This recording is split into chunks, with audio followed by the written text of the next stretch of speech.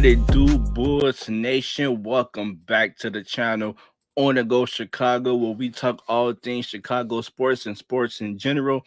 It's your boy Mike B here to talk about the Game 5 loss, our final game of the season. Bucks win 116 to 100. Bulls showed some fight in the third quarter, but the Bucks answered back with a run to pretty much seal the Bulls' fate in this one. No Caruso out with concussion. No Zachlavine. He was put in health and safety protocols, so he missed this game, which it sucks because Zach wanted this more than anybody, and to not watch him play, that sucks. So yeah, Bulls shot 15 from 52 from the three, the most attempt threes in franchise history. Pat Williams had a show, 9 from 13 from the field, 4 from 7 for the 3-point line, 23 points. Great game for Patrick Williams. Looked engaged, played aggressive. Demarderozan with 5 from 10 from the field, 11 points, 7 assists. Could have been damn near 20 assists if guys would have hit their shots. Credit the Bucks for really playing Demarderozan. They threw everything they had at him. They clocked that mid range for him. They really made it tough for Demarderozan. So for the people who going to say, "Oh, he froze up, defrozen," if you watch it, he played the best he could with the what Milwaukee was giving him, and Milwaukee gave him a lot. And when guys don't step up to his shots, what else you expect DeMar to do? He can't really take a shot if the defenders is swarming around him. He's getting really guarded by three players, and the other two players who not getting guarded can't hit open shots. So I don't blame DeRozan for nothing. Milwaukee Bucks played them perfectly. Shit, if I was a coach, if I was the coach of Milwaukee Bucks, I would have done the same thing. So I cannot really sit here and trash DeRozan. Still gave us a phenomenal season, probably the best season since MVP D Rose, 28 points per game. Man, he was wonderful for us. Vooch, big Vooch, double, 19.6 rebound, play really solid. Didn't knock down the open shots. Kobe White. It seemed like every time we getting blown out and Kobe White just out there playing, he choose to hit shots. Even though his 3-point percentage was horrible, 4 for 13, but he still ended up putting up 17 points. Where was this Kobe at when we need you? Seems like when it's garbage time, Kobe thrived in garbage time, which is fucking mind blown. Troy Brown Jr., Mr. Shoot first, ask question later. 10 points in 23 minutes, 4 from 11, 2 from 9 from the three. Bulls, like I said, Bulls 3-point shots was not falling. Giannis had an amazing game, 33 points, 9 rebounds. Drew Holiday with a quiet game, 10 points, 4 for 14. He shot bad. Portis added 14 points.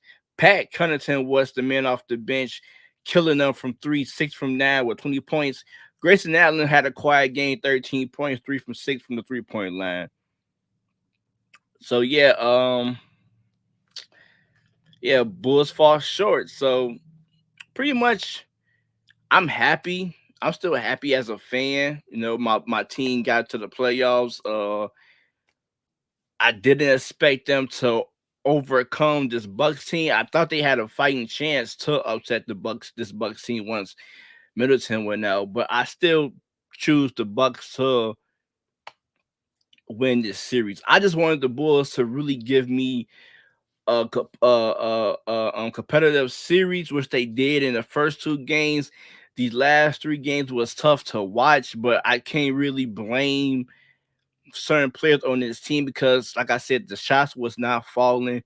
This Milwaukee Bucks team is a proven playoff contender. They got vets on this team who got playoff experience. They smart. They can play defense. So I cannot really trash my Bulls. No, we was up against the defending champions. Our shots was not falling. We played some great basketball. We just could not hit shots. Now that we know going into the off season, we know what we need to fix. So, which bring me back to the series. Like I said, I'm proud of my Bulls. We got a game where most people say we're gonna get swept. So next thing I want to talk about is the overall season. To me, this overall season was a successful one. If you say the season was not successful, you are crazy as hell. We could have made the play in last year, but COVID, hit us. I believe we won 31 games. This season we signed Demarderozan, who everybody said was the worst free agent signing. He come out have an MVP caliber season. Lonzo come out play great. He get hurt. COVID hit us. Injuries to us. We managed to stay afloat at number one in the Eastern Conference for majority of the season. After All Star break, everything come crashing down when injuries really hit us. Our depth was bad. Gas was not making shots, and it kind of just was dragging, But we still managed to finish 6 seed, finish strong. My prediction before the season started, I had this team as a fifth seeded team. They fell down to 6 seed, so I cannot say it was not a success. The goal was to get the team back relevant. The team was relevant as fuck. A lot of buzz was going around Chicago. Still is. We made the playoff. We got these young guys and guys who haven't had playoff experience. We got them playoff experience. Two all stars, two potential all defensive team if Lonzo didn't get hurt or Caruso, a breakout young stars, a breakout second round draft pick in Io. So how can you say this was not a successful season? A lot of great things came out of this season to go on from next year and the next year on. So to me, this season was an overall success. Yes, we probably didn't get to the second round as we all thought we would get, but we got to the playoffs. We beat the Bucks once. Was competitive in 2 games. You can say we could have made this series longer if guys would have stepped up and made their shots. So to me, this season was an overall success.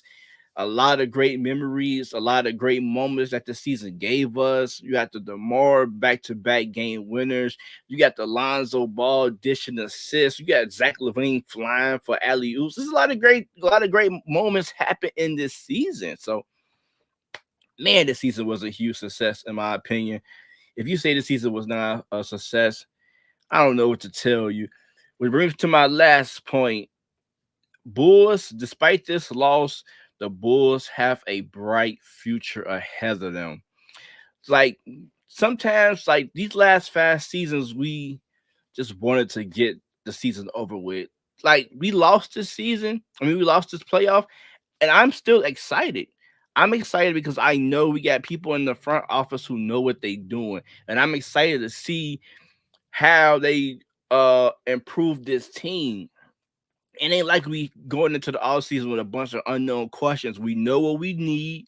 We know what we need to do to go get what we need. And I got 2 guys in the front office who know what the hell they doing.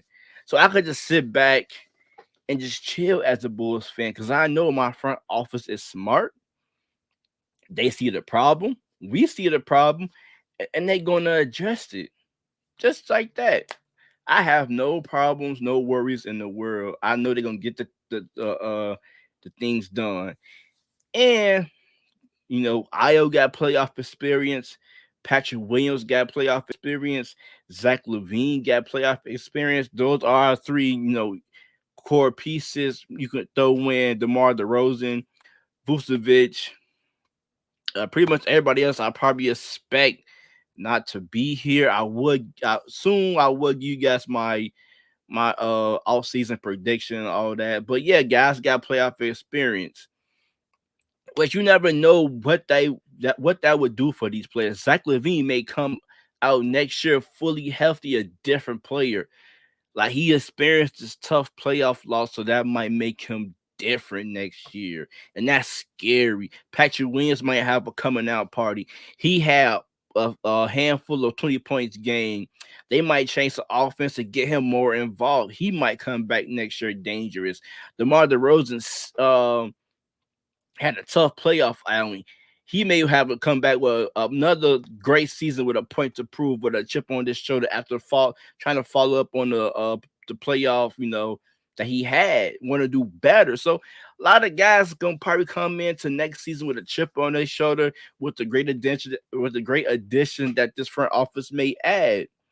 So my last thing I want to get into is a lot of guys on Twitter, Facebook, YouTube saying that the Bulls should not max out Zachlavine. And nobody makes sense. I haven't seen not one Zachlavine take that that made sense to me, other than people say he probably injury prone. The guy just only have a soreness of knee. So let me tell you why Zachlavine is a max player. It's, you can arguably say he's a top three shooting guard in this league. Check. 4 years of 20 plus points per game with this Bulls team. Check. The best player on this Bulls team the last 4 years. Check. This player, Zachlavine, if asked, he can do anything a coach want him to do. Whether or not he's having a bad game, he looking to pass the ball. You seen he was a number one option. He played second fiddle to DeMarderozan because he know DeMarderozan was the veteran.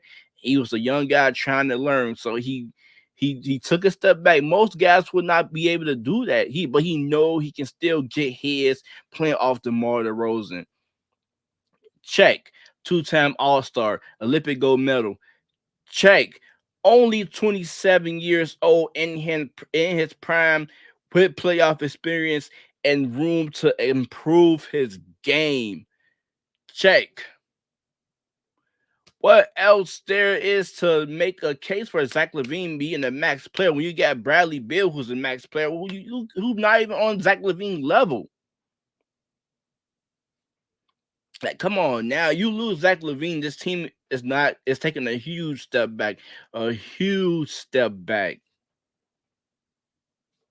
So, like I said, I'm all in for Zachlavine being here for the future. I love his game. I feel like he can still get even more better. It's a couple of things I really do need him to work on. I do need him to at least work on his dribbling package. I want him to be an all around great ball handler. And a couple other things I'll get into in the future. But yeah, man, let me know what you guys think. Bulls Nation. I know I've probably been covering this for like a month and a half, but it been great, and I'm looking forward to next season covering the Bulls for a full season. Another amazing season ahead of us. If you enjoying the content, make sure you drop a sub, a like, tell a friend to tell a friend. This your boy Mike B, and I catch y'all on the next one. Peace out, Bulls Nation.